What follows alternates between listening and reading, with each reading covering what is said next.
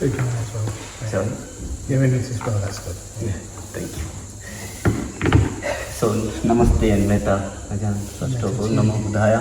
Namo Buddhaya. And thank you for this opportunity.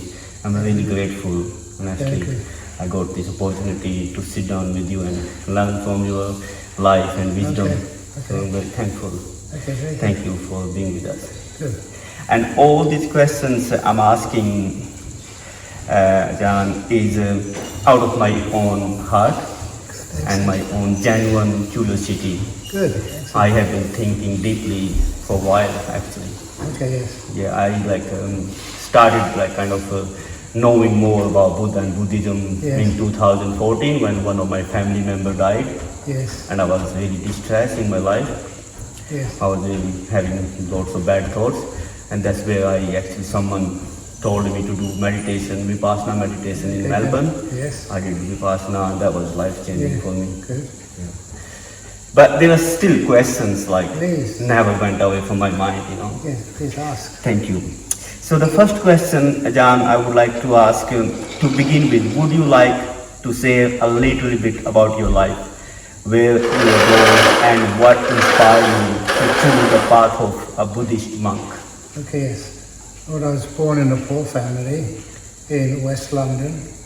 I did well at school. I went to university.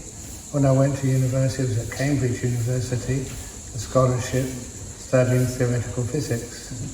I only chose that subject because I was interested in how the world works.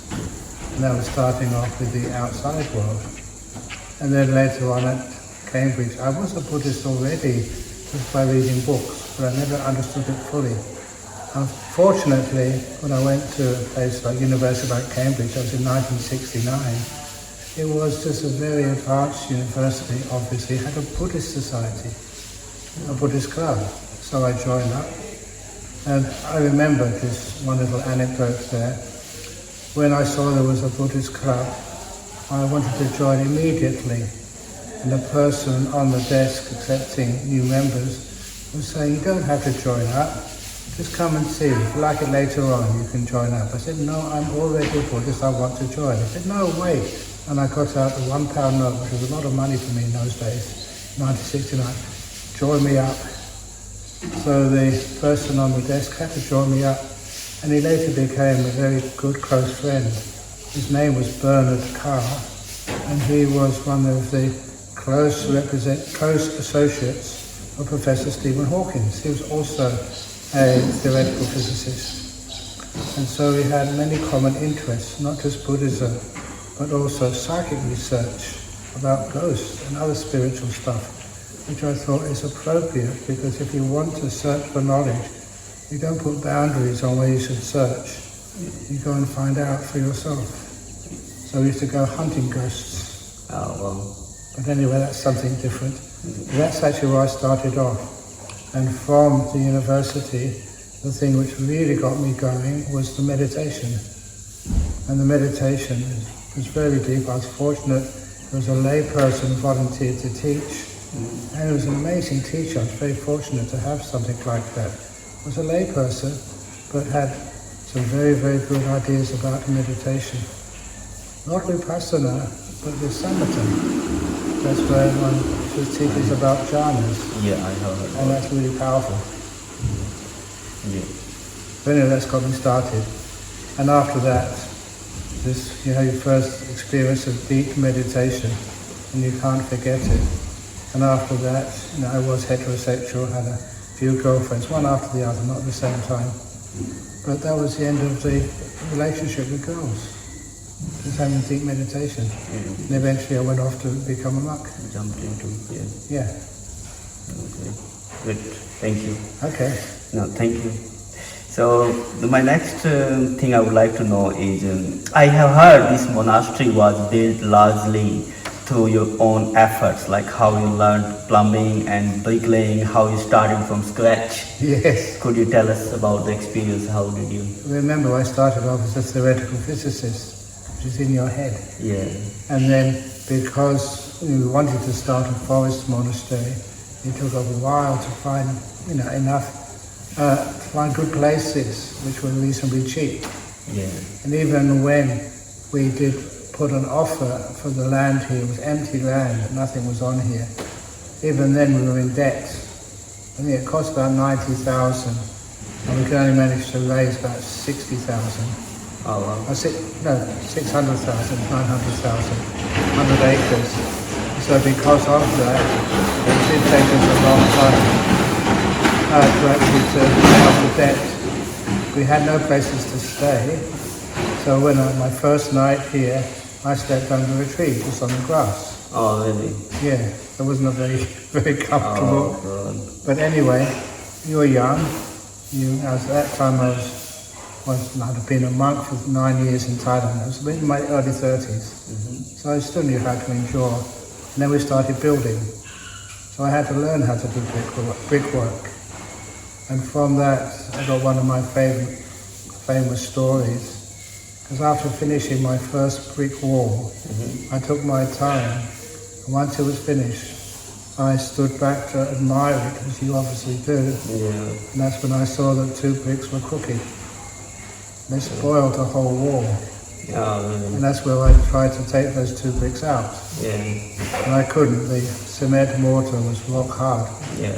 And so I asked the other monk who was with me, can we afford some gelignite to actually to put in the wall and blow it up and start again? Oh okay. But we couldn't afford that, or get a bulldozer and push it over. And we couldn't. Wow. I was stuck with this awful wall which I had built, and I was embarrassed about it. You start off in your life with ego, and I never wanted anybody to see that wall. But I was stuck with it, I couldn't get rid of it. And one day somebody came with me and they saw that wall, and they said, what a beautiful wall that was. Yeah. And I couldn't believe them. And that's when I said, can you not see those 2 crooked bricks? And they said, yes, of course I can. I can also see the 998 beautiful bricks, perfect bricks. Yeah. And that's the first time I could see the successes. Yeah. As a young man, you were always brought up to see your failures. Yeah. I could only see 2 bricks for many weeks, 3 months. Are they still there? So I will go one day have a look. Which side is that? It's down there on the monk's toilets. Oh, okay. So that's a difficult place to go and see. But you can understand the metaphor there. Yeah. Whenever you make a mistake in life, Yeah. people always remind you about the mistake. Yeah. The 998 good, perfect things you do. Yeah. They forget about that. Yeah. Even in like relationships or marriage, Yeah. you do 1 or 2 bad things, your partner will always remind you of it. Yeah. The 998 perfect things you do, Yeah. they just don't see. No. No. I see lots of those stories nowadays, especially on social media, Yes, Always, yeah. Thank you. So I would like to ask, during the early years, living as a Buddhist monk in a predominantly Christian country must have come with a few challenges. How did you navigate those times? It's you always made contact with all of the people, the leaders of other religions. And when you made contact with them, you became friends with them. You talked with them, discussed with them, had some wonderful discussions. Like the story of those 2 crooked bricks. Yeah. Is that against any religion? No. Absolutely not. No. There's some wisdom which is like common to everybody. Yeah. And I really focused on that. And I remembered, I forget what year it was, but I became very friendly with many religious leaders in Western Australia here. And the Anglican Church was impressed, with my friendliness. And they once invited me to give a sermon on a Sunday at a full Eucharist in the cathedral in Perth. Oh wow. And the dean at the time, John Shepherd, he said that was the first time in the history of the Anglican Christian Church that a non-Christian has ever given a Sunday sermon. Wow. And another example, it was packed, it was really good fun. Another example is when I gave a lecture at one of the top Christian schools in Perth. That was Christ Church Grammar School. Do you know where that is? I heard about it, but... It's a beautiful location. And anyway, I had to wait. At that time, it was just a boys' school.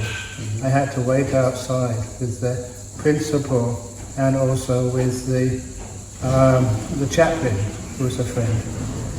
And so as I was waiting outside, the principal turned to me and said, "We'll just wait a few minutes in till the boys settle down."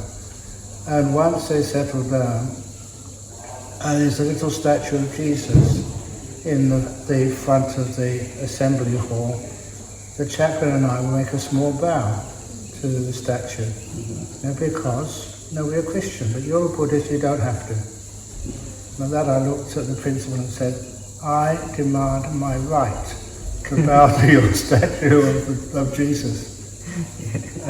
Because he didn't know me, he thought I was crazy. But the chaplain who was on duty that day said, "No, I know him. Just let him do this." That became the subject of my morning assembly talk at a Christian school. I said, when I do my 3 bows to the Buddha, I'm not bowing to a piece of wood or a piece of metal. I'm bowing to what that represents to me. Whenever I see a Buddha statue, I bow to 3 things: virtue, peace, and compassion. That's what I do. Because every time I bow to virtue, I remember how important virtue is in my life. Next, bow to peace. Peace means like peace in the community, peace between communities, and peace in the meditation. And the compassion, this is what that peace and that virtue do. They make you do kind acts to yourself and to all others. And I explain that in more depth than I'm explaining it to you. And the principle, they'd understood why I bow to his statue of Jesus. There's always something I can see there which I respect. That's what I bow to. It doesn't mean I'm a Christian. I saw something I could really respect and I bow to that. And because of that he was impressed, he arranged a school trip for the next week or so to this monastery here. And not only to here, he came a bit early in his own car. I took him inside our main hall, and there's a big statue of the Buddha there. And he was a very prominent Christian, but nevertheless, we bowed 3 bows to the Buddha, even though he was a Christian. He understood the meaning of the talk. There was something in there he could respect, and that's what he's bowing to. Great. Story. That's how things should work.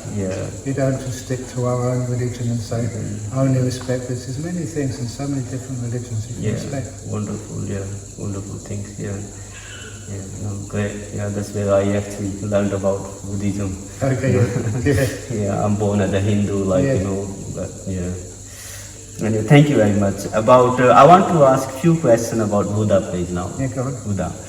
Because as I said, I need a meditation. I have so much respect and passion, I can say, towards Buddhas. But there's still few things kind of going in my mind. Okay, the first thing is, many people wonder about this. Is Buddha to be understood as a god or as an enlightened human being? Even in Hinduism, Gautama the Buddha is considered the 9th avatar of Vishnu.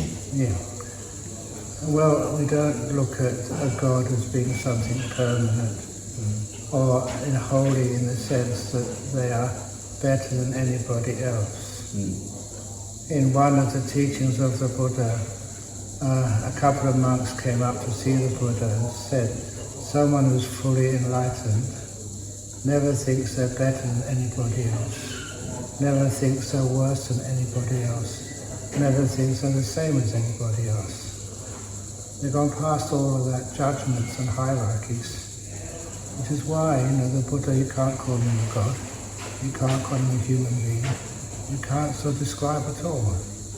That's why sometimes when the Buddha was alive, a very wise, compassionate being, once passed away and is gone, disappeared forever, out of samsara. I can say he has no self or something. Exactly, yes. Great answer. Okay, the next thing is, when I read about Buddha for the first time, Ajahn, I was in 10th standard. Yes. When the word Buddha I came across, born in India, even though, We should have been taught more actually about Buddha. Now Yeah. I actually feel sorry. And I was in 10th standard, and there was this question in civic science book: tell the 5 teachings of Gautama Buddha. And the first one was that the desire is the root cause of suffering. Yet, it was also a desire, the desire for truth, that led Buddha towards enlightenment. How do we understand this apparent contradiction? Even Vivekananda said that the best example of this is a wall which has no desire but has no growth either. What a word. Sorry? A good example of that is Vivekananda, he's like also. Yes, I remember. He said the best example of this is a wall. A wall. A wall. Yes. Someone who has no desire, but that has no growth also. So he meant to say we can't have a life without desires. Desires are the part of life or something. Oh yes, but when you have a desire, number one, it makes you stay too long in the future. How can I achieve my desire? Next, what do I have to do now to reach that desire in the future? If you have this perception of the future, then you find those desires have a place to land, a place to take root. And those desires never cease. When one desire comes up, the next desire comes up, and the next desire. And some of those desires are not fulfilled. It makes you upset and angry. Sometimes we want to get rid of the people or the things which stop us achieving our desires. So actually all desires cause suffering. It's not hard to see that. And to become enlightened, enlightened is not the result of a desire. It is the abandoning of desire. You don't want anything. You don't need anything. I'm sorry to interrupt you. Please. My question is if Buddha didn't have that desire to find the truth at first place, how he could have reached enlightenment if he didn't have that desire? He had the desire when he was born, and that caused him so much suffering, trying to find enlightenment. And then after a while, when nothing else worked, he remembered the truth of meditation. And what meditation is, you don't get into deep meditation, or you don't get really powerful insights when you want something. You have to stop wanting. Here is a simile. Use it in a cup of water. See, to be able to become still for samadhi, which is stillness, it does not mean concentration. I'm now going to try and get this water to be perfectly still. Has it become still yet? I'm really trying, I'm holding it. Yeah, no. Is it perfectly still? I won't say those. You can't, it's not perfectly still. No. There's only one way to get it to be perfectly still, a very simple way. Yeah. You put it down and wait. Yeah. And after a short time it becomes perfectly still. You don't want it to be still, you let it be still. It's like the default state. When you stop doing anything, you stop disturbing it when you don't want anything, it becomes still. You find that all the wanting does is to move things. It never brings peace. If you want peace, you'll never find it. An example of that is the simile of the donkey and the carrot. The donkeys are used in poor countries to actually to carry carts. Yeah. And people have a stick to beat the donkey who doesn't pull it. It's really cruel. But in Buddhist countries they don't use that method anymore because the donkey is so stubborn, it will not move. Yeah. Instead they take the stick and tie it to the donkey's neck. So the front of the stick is 2 foot in front of the donkey's head. On the end of the stick they tie a string. On the end of the string they put a carrot or whatever else the donkey likes. So the donkey is seeing the carrot, doesn't see the string or the stick, sees the carrot in front of him, so it moves towards it. And it moves, and the carrot moves, and the string and the stick move, the whole cart moves. That's how they get donkeys to pull carrots. They don't do that anymore because the donkey figured out how to catch the carrot really easy. The donkey runs as fast as it can after that carrot. The carrot is always 2 foot in front. And then the donkey remembers the meditation method. Put things down, stop wanting. So the donkey stops. And the carrot swings away from the donkey. The donkey has some faith, some confidence, some wisdom. It swings far away, it's never been that far away ever before. And then the carrot stops and starts swinging towards the donkey. Now, you've heard many times before, you don't go searching for enlightenment. Enlightenment comes towards you, which is quite strange. You see this donkey, this carrot, it starts swinging towards you. If you want it, you go for it and it moves away. It starts coming towards you. And then as it comes, normal position, 2 foot in front, it's coming really fast towards you. Just right at the very end, the donkey has to remember to be kind, to open the door of its mouth and accept that carrot. And that's how the donkey catches carrots. And that's how human beings capture the seed of enlightenment. They want it, they chase it. If they be still, then it comes towards you.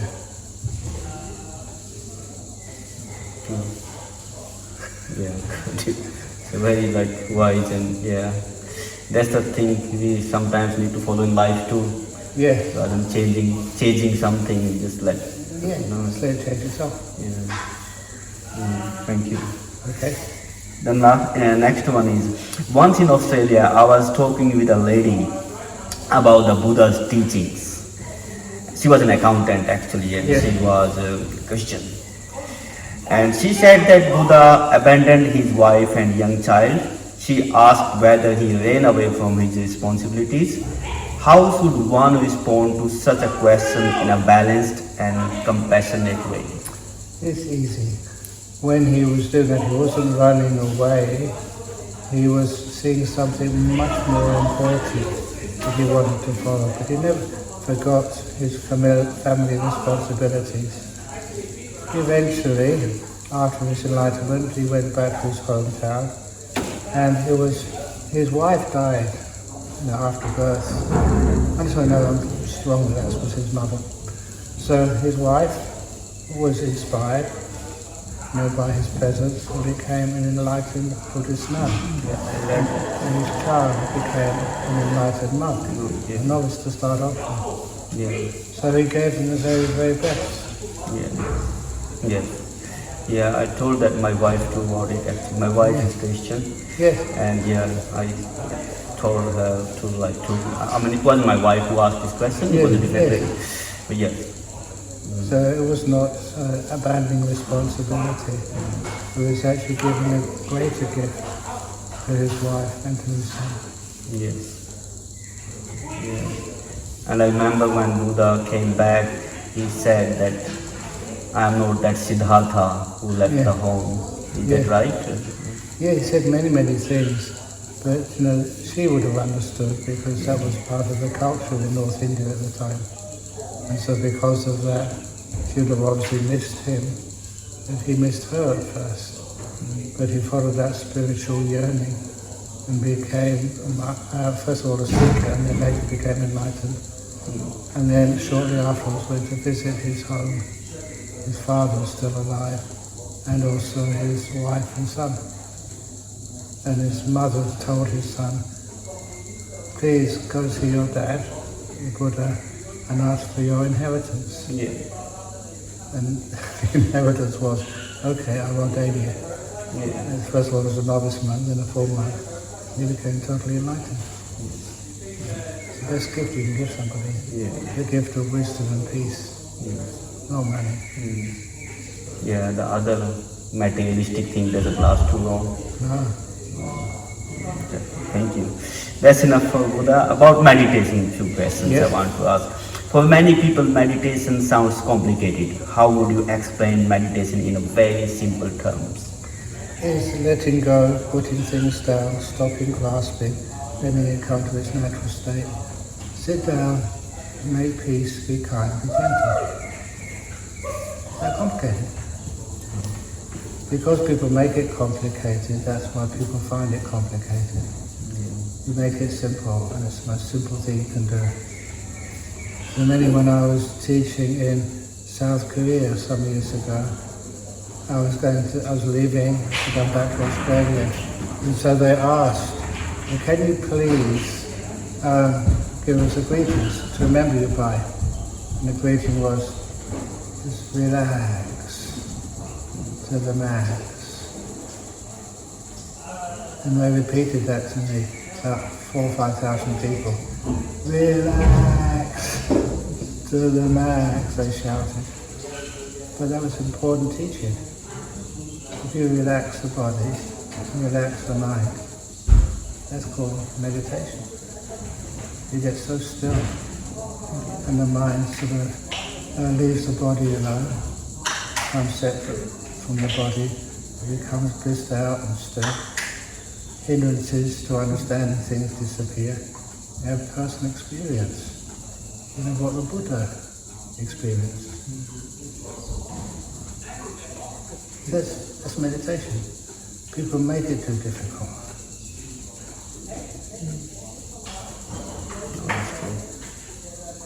Okay. Some people, like some individuals, especially those with ADHD, say they find it extremely difficult to meditate, feel meditation is not for them. What would you say to them? Because their thoughts are really fast and... That's somehow, please excuse me, but they have been diagnosed with ADHD and they believe that. When they're under diagnosis or getting the tests, whatever, then they may exhibit the symptoms of ADHD, but does not mean they are always ADHD. The brain is plastic. You can change the brain. It can grow. It can be nurtured one way or the other. And you find that when you are doing the meditation, the brain is stilled out. You go to something else called the mind. And the mind is separate from the brain, which is one of the reasons why sometimes, I'll tell you this little story.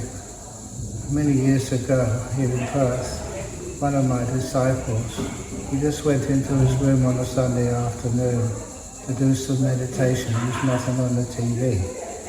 So his wife saw something on the television. He went into his room to meditate.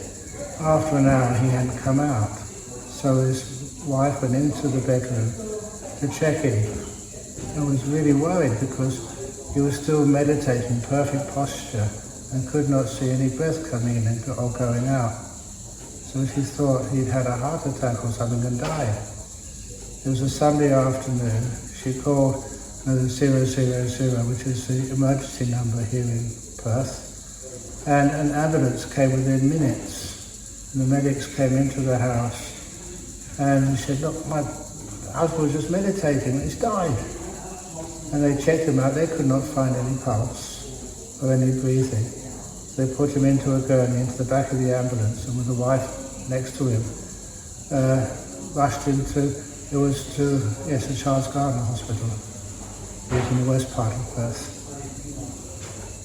Yes, my west part. And they rushed him to the hospital. And very fortunate, thank you for your countrymen. There was an Indian doctor on duty that afternoon. And when she said that he'd been meditating, the Indian doctor sort of remembered that sometimes in deep meditation people can suspend their life functions, their life activities. So the doctor, for all intents and purposes, he was dead. Put all the machines on, all flat lines.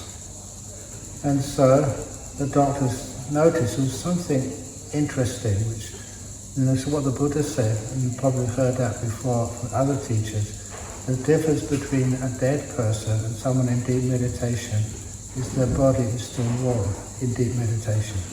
If they go cold, they're actually dead. So he decided to put, in those days, defibrillators, electric shocks on the body to try and get some readings of the heart monitor. And the brain was also flatlined. And many times they put defibrillators on, Nothing worked. But it was a Sunday afternoon, nothing much was going on in the hospital, the emergency ward then. So he carried on. And then eventually the guy just decided to come out of his meditation. He opened his eyes, all of the machines started working perfectly. And they gave him a thorough checkup, and there was basically nothing wrong with him. So the doctor allowed him to walk home with his wife, and never even kept him in overnight. Sadhu, sadhu, sadhu, well done, the Indian doctor. When I asked him about the experience, I didn't know defibrillators and stuff, that's what my wife told me. She was in attendance all the time, she was worried sick. She thought I died. Then afterwards, was there anything unpleasant about the experience? No, I was just blissed out all the time. The only unpleasant thing was the scolding I got from my wife on the way home. She said, don't you ever do that again. It scared me so much. It must be very hard for his wife. Yes, but that was interesting. It was wonderful that kind of show in a hospital. They had the machines on, and there was no heartbeat. There was no sort of brain activity. Both those things have been perfectly subdued and silent, peaceful. That's one of the reasons why if you have any brain disease, you get beyond that. Yeah. You still meditate. You still can meditate. And one of the reasons I said that was because too many people just don't trust themselves. They don't think it's possible. It is. So ADHD, you've had that, I'm sure people who have had that diagnosis, it doesn't mean you're always thinking over much. For a time you are peaceful. Why is that? A lot of time it's because you really enjoy what you're doing. That's one of the reasons why you give enjoyment to the meditation. And that overcomes the problems with ADHD. It's just too nice, you don't want to go anywhere. What's the happiest you've ever been in your life? When I did my Vipassana, Okay, great. it was 9th or 10th day. Yeah. All I could see just like nothing. Excellent. In my brain was just this music, soft music going by around brain. Yeah, that was the happiest, peaceful time in my How much life. did that cost? Nothing. Nothing. How many other people were involved? There were like almost 100 people. Yeah, but those other people, you weren't in connection with them when you were meditating. You had your eyes closed, and you were just in your own World. beautiful world. Yeah. Yes. So that's how easy it is. So you get so much joy, so much happiness. Yeah, I almost became a monk that time, but something stopped me, honestly. But I don't know why I didn't do that. But there's plenty of time in samsara, billions of lifetimes. So yeah, the next one. Just one more thing, like here about meditation, please. Why meditate on breathing? Why not on a name like Hindus do, such as like Om Namo Shivaya? You can do that. Buddhists do that as well. The good explanation is when I first came into Perth, I'd been a monk for 9 years. I came with another monk who was slightly senior to me. And somebody came and said they just imported the first sensory deprivation chamber into Perth. It's like basically like a little box. And inside of it is like salty water, which is at your body density. So you can just lay in there and you float.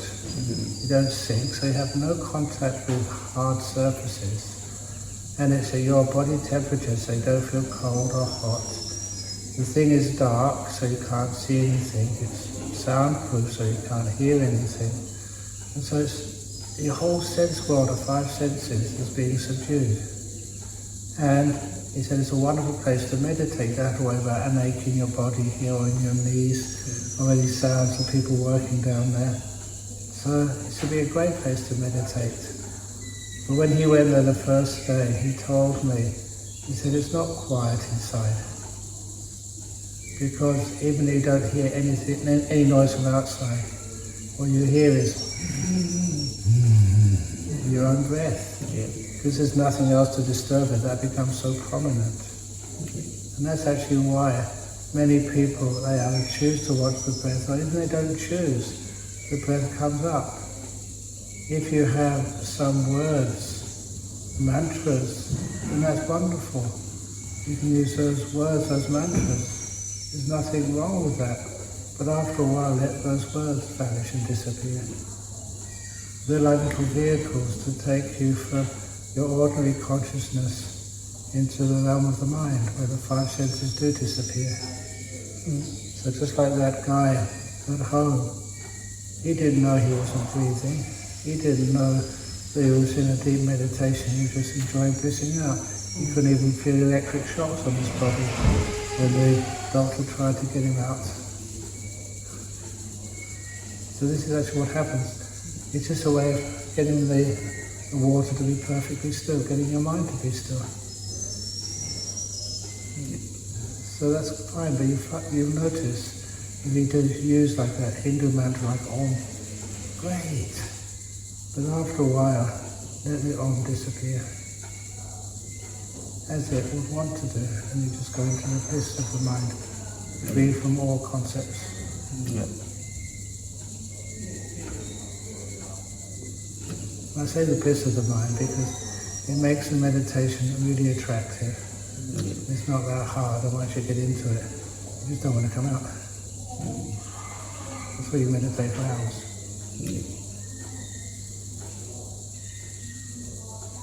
Got it, definitely. Could you explain what enlightenment truly means in Buddhist teachings? What happens in the mind? How it feels like enlightenment? Obviously bliss, Sure. and no wanting required anymore, no ill will. Why? It's because where all that wanting, ill will, desire comes from, the sense of self, of control. The sense of self is not just an idea of me. It also comes with the idea of owning. This is mine. I've got to look after it. This is my body. This is my monastery. This is my cup, my water. And a lot of times people just really start to stress out, when that ownership gets challenged, when somebody else wants your property, when somebody else wants your wife, when somebody else wants your fingers. When you realize it's not mine, there is no owner there. It makes life so much more peaceful. Can I give you another simile? Yeah. If you have time. It's a simile of the driverless bus.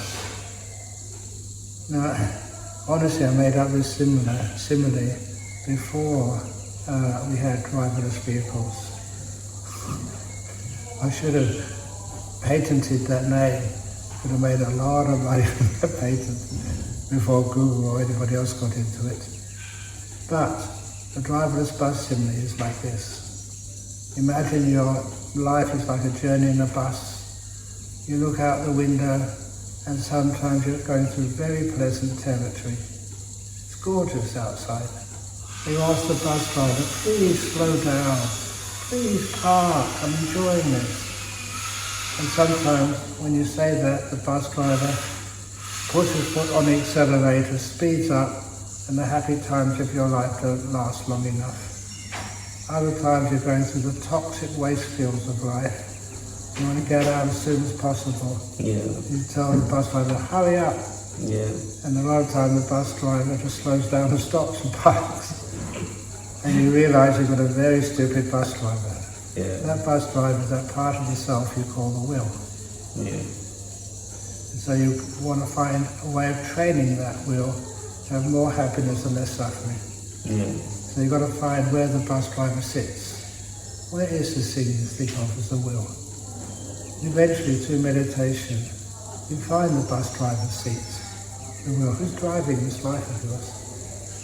And when you find that, you find out your bus driver's seat is empty. You're in a driverless bus called your body and mind. You think you're controlling it, but you're not. If you're really sick, can you just say to your body, come on, get healthy, I've got an important day today. Don't get sick. The body doesn't do that. You can't do that. What it's telling you is you're in a driverless bus. So what do? Once you realise that there's no self in there doing the driving? You just go back to your seat, you sit down, and you stop complaining. There's no one to complain to. You stop wanting or not wanting. And it's much more peaceful. That's one simile of enlightenment. You're not worried anymore. Yeah. Good example, definitely. Okay. And it's true about life and karma. Later Yeah. on, two or three more questions. Won't take much time now. Okay. A common question people ask is, why do good people, kind-hearted people, seem to suffer the most in life? How does Buddhism interpret this? Well, it's actually untrue. The good people in life don't suffer as much. I don't know. That's what people think, like the kind person you are, the good person you are, more people kind of take over on you, or they hurt you, or But they don't come to places like monasteries enough to live out there in the world. A lot of time, what we think of as very successful people, millionaires and billionaires, they have a huge amount of suffering. That's why many of them have to take alcohol and drugs to survive. They're still very worried. This was like one of the Buddha's similes. He was saying about a king who was obviously very successful, very powerful. And when he was coming back with his troops, from an exercise, he passed these two mango trees. One had so much fruit on it, was so-called successful, and the other one had no fruit at all. This was barren. And he thought, what's the point of that second mango tree has no fruit at all? He said, the other tree with lots of fruit, I'm going to go back to the palace, get changed, and come out to taste some of these. So he went back to the palace, he got changed. When he came back, the tree which once had lots and lots of fruit, all his soldiers hadn't waited to get changed. They destroyed that tree to eat all the fruit. And the other mango tree was left alone. Just had its leaves and its shade, it was perfectly at peace. And then he realized the trouble with having lots and lots of things. Other people, so-called successful people, other people covet, they want what you have, and they destroy you. And so after that, he decided, according to the Buddhist story, he renounced his kingdom and then left the palace and became a monk, to live like a mango tree with no fruit. Much more peaceful. Thank you. When we look at the world, like as you mentioned before, about like how powerful people suffer too, Yes. But like, why don't powerful people meet the karma? Like some people say, God, karma, or religion are just to keep common people in control. So they are scared of doing wrong things. But all these like people in power, they do all corrupt thing and stuff. I don't know if that's true again. Because just recently, I did look at the news, the Bondi Beach in Sydney, the big shooting, many people got killed. Who did the bad karma? The ordinary people, the shooters? Yeah. Were they powerful people, or just ordinary people who got upset and had access? So a lot of times, ordinary people do very bad karma. And sometimes even good people do bad karma. Yeah. But most of the people are precisely the same, even powerful people, or not so powerful people. Yeah. They're the same. They have the opportunity, some people take that opportunity and do really good work. Some people do bad work. So it doesn't matter if you're a good person or a bad person. So a good person or a poor person, a powerful person, we all do our share of good karma and bad karma.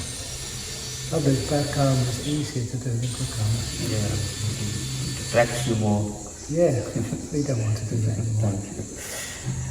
Some people say Hinduism or Buddhism focus too much on non-violence. which diminishes the combat skills or the fighting skills of the average person. Probably, that's my thinking. That's why India was invaded by Mughals to kind of guns in past, because Hinduism and Buddhism really emphasize on non-violence a lot. And how did India get rid of my ancestors, the British Raj? Yeah. With non-violence. Yes. Cool. Yes. And it's Good answer. Yeah, it's wonderful. That's what you did. So you showed other people the lesson of the power of non-violence.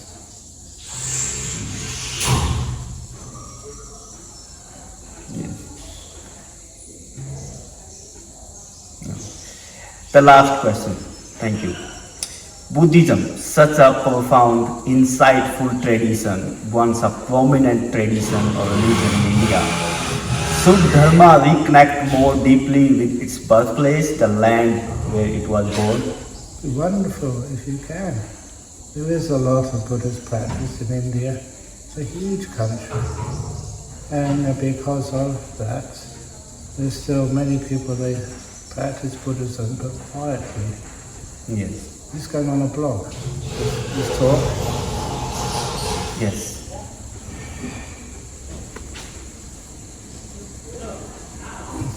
There's one of your very prominent politicians in India. He was inspired by the fact that his cousin in the United States was in the United States for treatment for bad cancer. Nothing was working for her. And she went online and she, by chance, listened to one of my talks on YouTube. And that cured her cancer.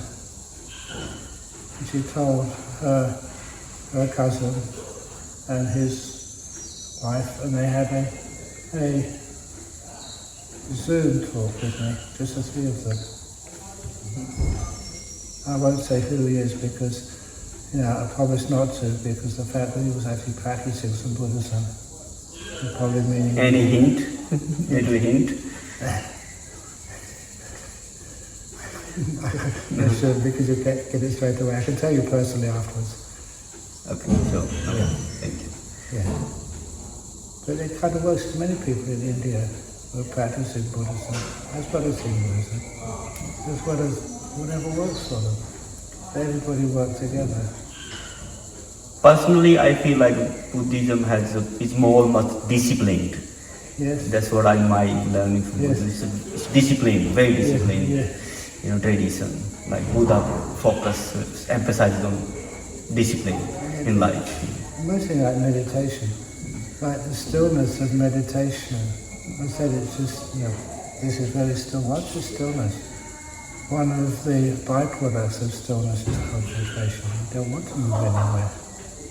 It looks like it's discipline, but really it's understanding and wisdom. You don't want anything. The type of discipline I remember by going to school, if you misbehaved, you get the cane. But if they just taught me just how to be smart, so I never got caught. It never taught me the meaning of discipline. Why? Like in Australia here, people can get all these apps which tell them where the speed cameras are. Yeah. So they never get caught speeding, even though they do speed. And that's just like the discipline. Instead, I much prefer to understand why you shouldn't speed, and why you should turn up to the classroom on time, why you should do your homework. When you learn the wisdom of why, then it may appear you're well disciplined because you understand the purpose of these rules.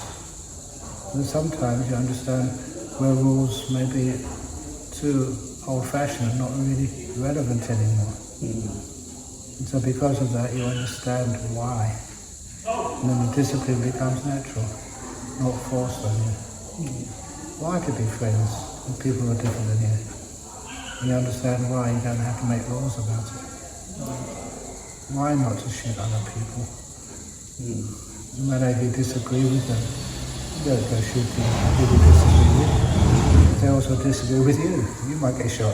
Yeah, definitely. So when you understand why, then the discipline occurs naturally. Yes. Okay? Thanks. Just turn it off now. Okay.